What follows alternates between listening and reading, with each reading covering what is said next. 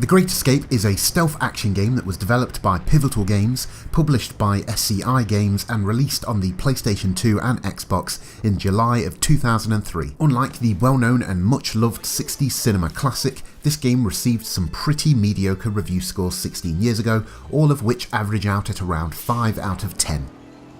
This title is quite possibly the most delayed movie tie-in of all time, and as you'd expect, it follows the plot of the film, which focuses on a group of POWs trying to escape a Nazi prison camp during the Second World War. The game does expand on the movie in parts, showing how some of the main characters were originally captured, and even includes some sections that allow you to play out previous escape attempts that did not feature in the film. The mark of a good story in a video game generally comes down to two things in my opinion.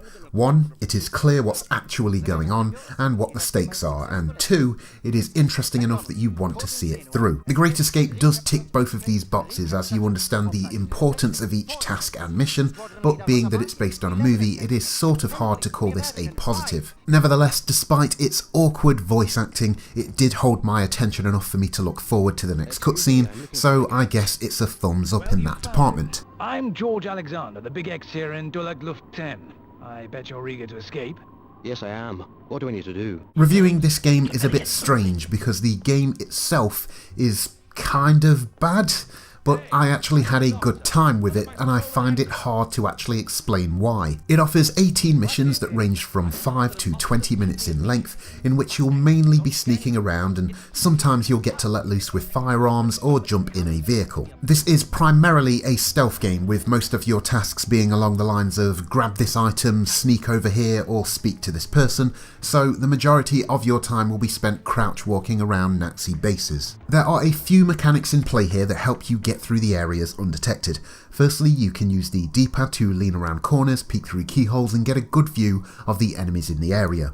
This is genuinely an awesome addition because it allows you to get a good look at the guards' movement patterns, meaning you know exactly when to sprint to the next building. In addition to this, throughout the campaign you will play as 4 different characters from the film who all have their special skills, such as the ability to pickpocket, picking locks, or even speak German and disguise themselves as a Nazi. There has been a power failure at the castle. They were just checking that the searchlights were still working. Good. Carry on then. So far what I've described doesn't sound like a bad game at all, but when you dig a little deeper, you start to realise how basic all of it is.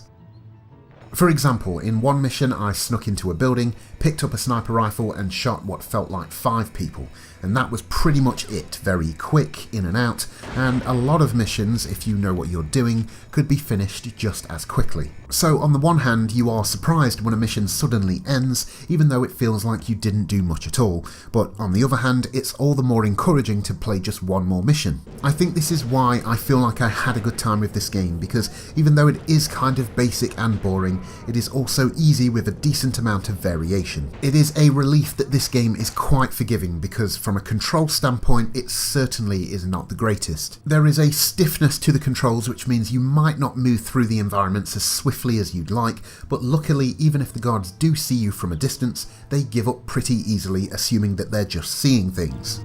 Is somebody there? It is nothing.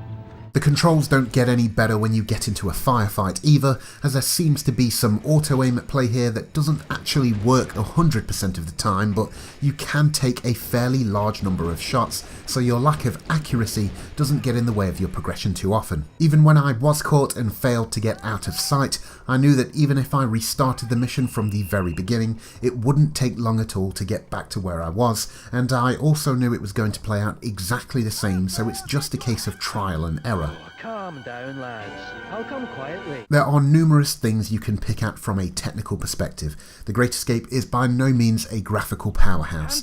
You learn that pretty early on when viewing the first cutscene, and get the opportunity to take a close look at some of the character models. The animation looks quite rough in spots, which you've probably already noticed by watching the characters run around, and the lighting does things that I thought were impossible, with some spotlights being able to shine through solid brick walls. In general, the environments do have some variety to them, so I can't complain in that regard, although some of the areas have a draw distance to them that reminds me of the PS1 N64 era. Also, as a random side note, I came across this gentleman who was supposed to be asleep, but, well, just look at him.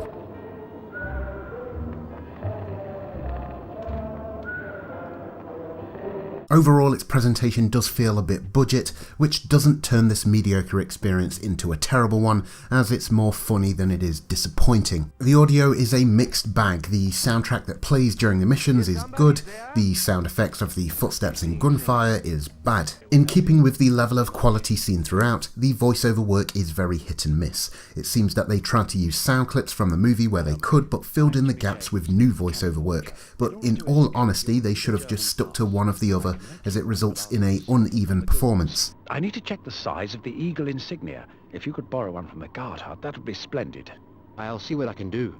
So how do I sum up my time with The Great Escape? Well, I can honestly say that at times I did have fun, but I can also say that I will 100% never touch this game again. The game isn't long or challenging enough to be frustrating, but also doesn't have the depth or polish to be interesting. Should you pick this game up? No, probably not, but if a copy happens to fall into your hands, my best advice would be to keep your expectations low and you just might enjoy yourself. Herr MacDonald, a good attempt, but it would seem you have much to learn about escaping.